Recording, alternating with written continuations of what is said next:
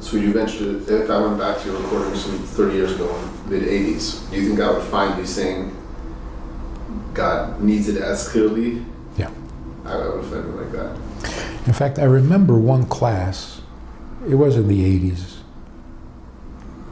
maybe even earlier, where there was this very intelligent woman, and that whole summer was a real challenge. She was good. She asked all the right questions, and she really forced me to dig deeper and come up with something every day, something new, and we got into this whole discussion about chukim. And I think that was the first time that I was able to word it this way. If you ask the Eibishter why he wants you to separate meat and milk, what will he say? He will say, I don't know. That got their attention.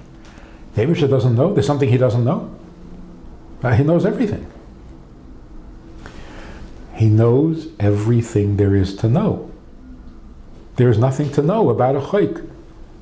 There is no reason. So if he doesn't know the reason, he's not missing anything, because there is no reason. That's him. And of course, Chassidus says that all mitzvahs are chukim. Zeis chukas ha-Torah, the whole Torah is chukim. So it all circles around this one concept of. Are you surprised by the pushback? Very. Why would anybody be interested in proving that they're not necessary? Why would anybody do that? Wasn't there negeya to prove and convince yourself that what you do is not negeya?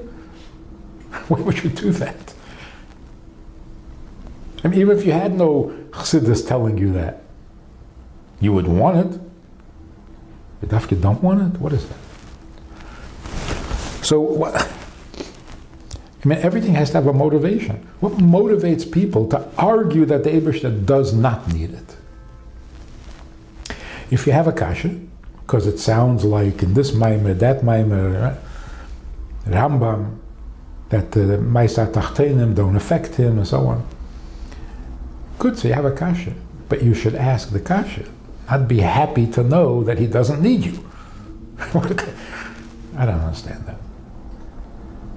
Well, I keep on hearing again, you're limiting him.